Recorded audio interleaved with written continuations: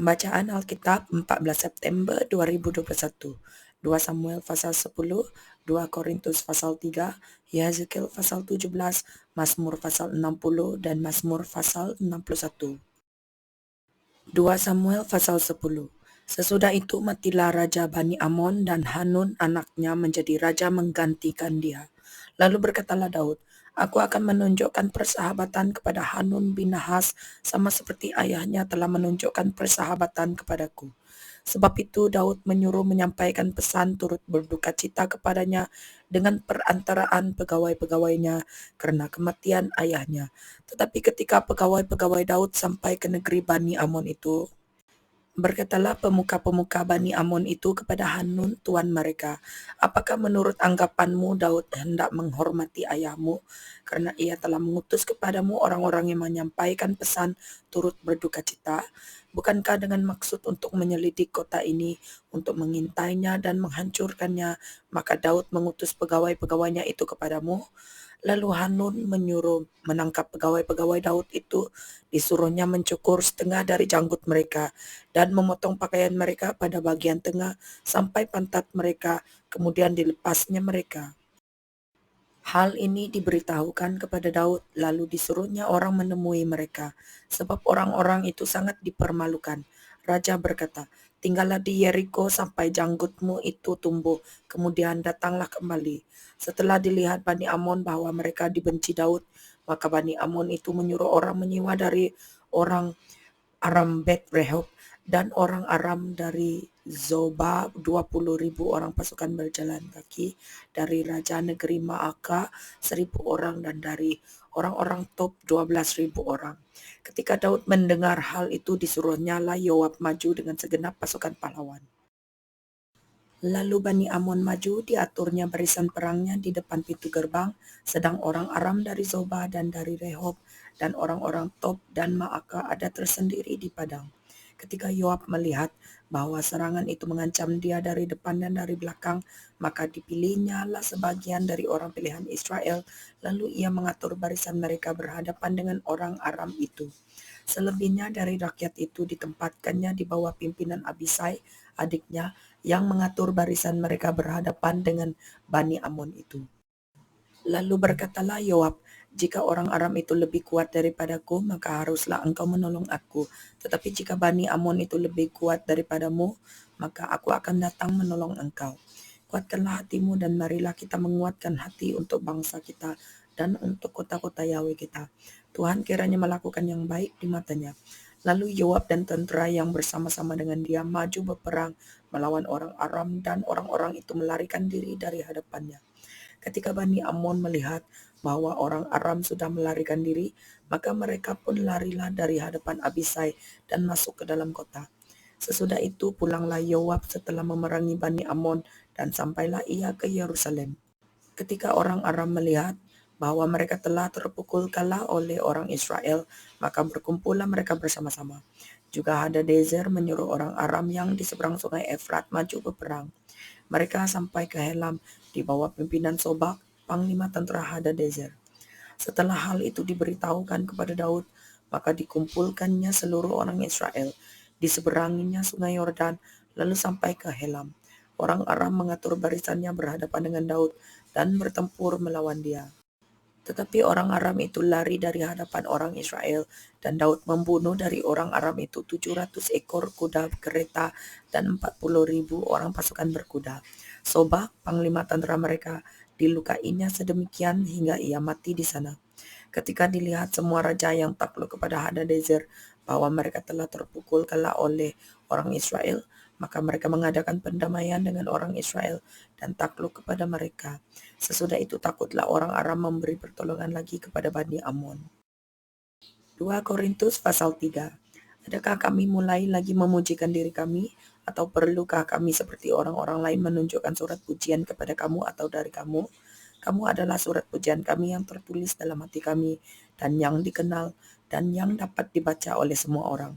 Karena telah ternyata bahwa kamu adalah surat Kristus yang ditulis oleh pelayanan kami, ditulis bukan dengan tinta, tetapi dengan roh dari Yahweh yang hidup, bukan pada lolo batu, melainkan pada lolo daging, yaitu di dalam hati manusia.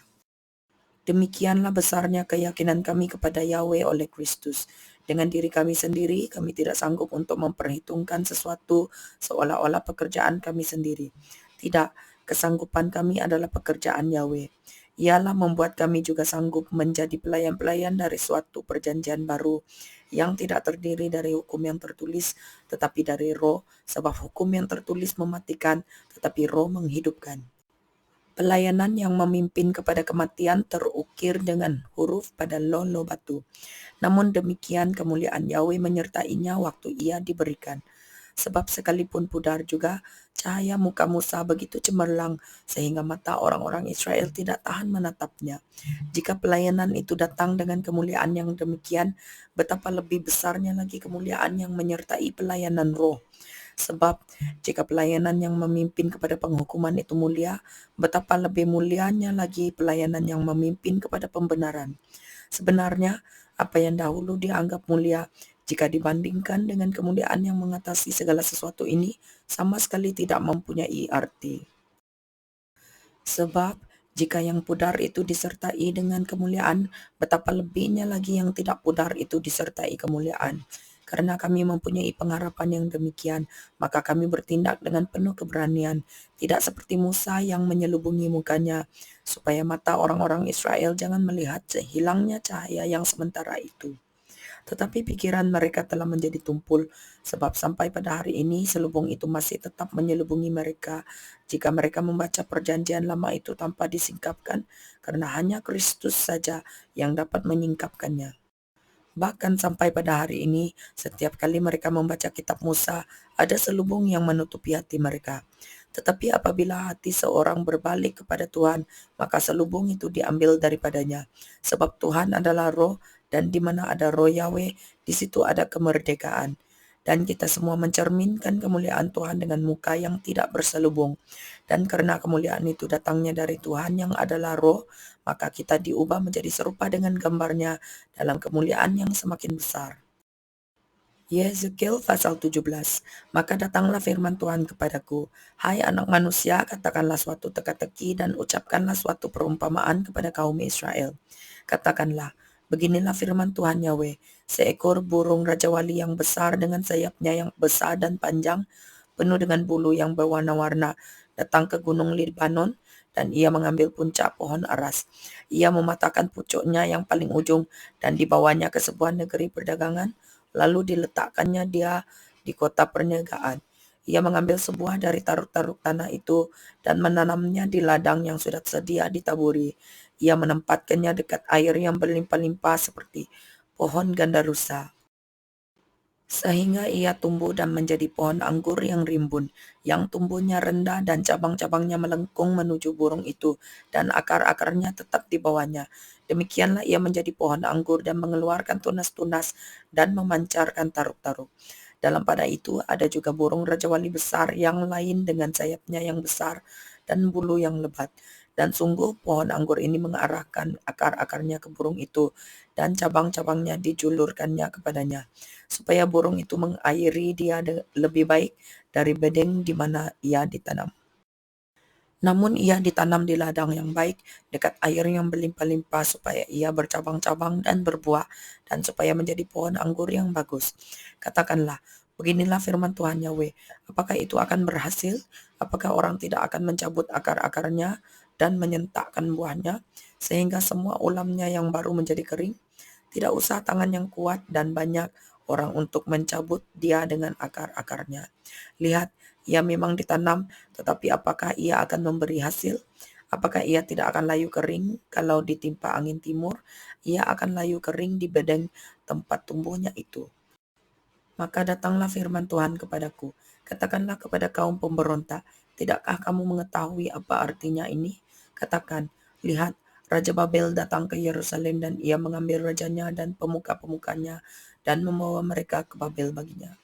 Lalu ia mengambil seorang yang berasal dari keturunan raja dan mengadakan perjanjian dengan dia sambil menyuruh dia bersumpah.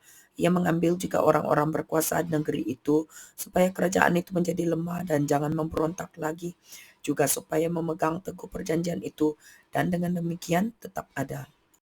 Tetapi orang itu memberontak kepadanya dengan menyuruh utusannya ke Mesir, supaya ia diberi kuda dan tentera yang besar. Apakah ia akan berhasil?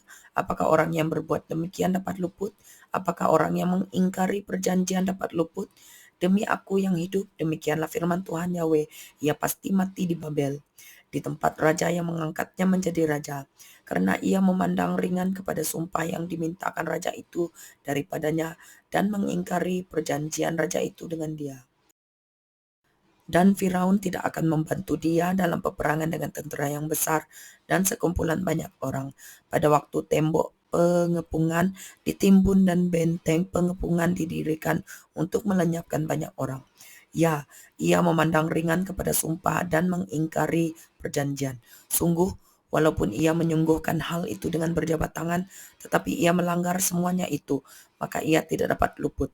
Oleh sebab itu, beginilah firman Tuhan Yahweh.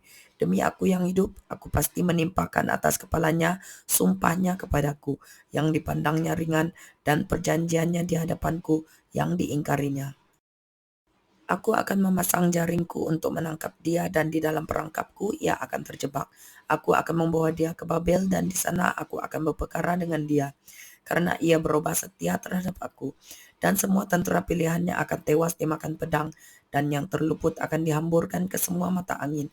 Dan kamu akan mengetahui bahwa akulah Tuhan yang mengatakannya. Beginilah firman Tuhan Yahweh. Aku sendiri akan mengambil sebuah carang dari puncak pohon aras yang tinggi dan menanamnya.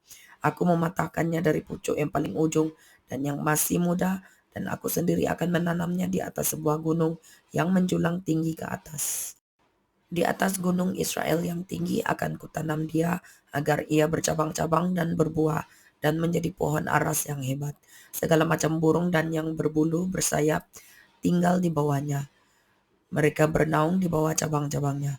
Maka segala pohon di ladang akan mengetahui bahwa aku, Tuhan, merendahkan pohon yang tinggi dan meninggikan pohon yang rendah, membuat pohon yang tumbuh menjadi layu kering, dan membuat pohon yang layu kering bertaruh kembali. Aku, Tuhan, yang mengatakannya dan akan membuatnya. Mazmur pasal 60. Untuk pemimpin biduan menurut lagu Bunga Bakung Kesaksian. Miktam dari Daud untuk diajarkan ketika ia memerangi orang Aram Mesopotamia dan orang Aram Zoba, dan ketika Yoab pada waktu pulang telah memukul kalah 12.000 orang Edom di lembah Asin. Ya Yahweh, engkau telah membuang kami, menembus pertahanan kami. Engkau telah murka, pulihkanlah kami. Engkau telah menggoncangkan bumi dan membelahnya. Perbaikilah retak-retaknya, sebab bumi telah goyang. Engkau telah membuat umatmu mengalami penderitaan yang berat. Engkau telah memberi kami minum anggur yang memusingkan. Kepada mereka yang takut kepadamu telah kau berikan panji-panji, tanda untuk berlindung terhadap panah, supaya terluput orang-orang yang kau cintai. Berikanlah keselamatan dengan tangan kananmu dan jawablah kami. Yahweh telah berfirman di tempat kudusnya, aku hendak beria-ria, aku hendak membagi-bagikan Sikem, dan lembah Sukot hendak kuukur. Punyaku Gilead dan punyaku Manasye, Efraim ialah pelindung kepalaku, Yehuda ialah tongkat kerajaanku. Moab ialah tempat pembasuhanku, kepada Edom aku melemparkan kasutku, karena Filistia aku bersorak-sorai. Siapakah yang akan membawa aku ke kota yang berkubu? Siapakah yang menuntun aku ke Edom?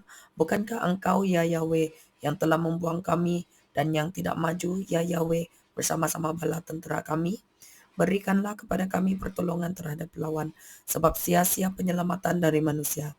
Dengan Yahweh akan kita lakukan perbuatan-perbuatan gagah perkasa, sebab ia sendiri akan menginjak-injak para lawan kita.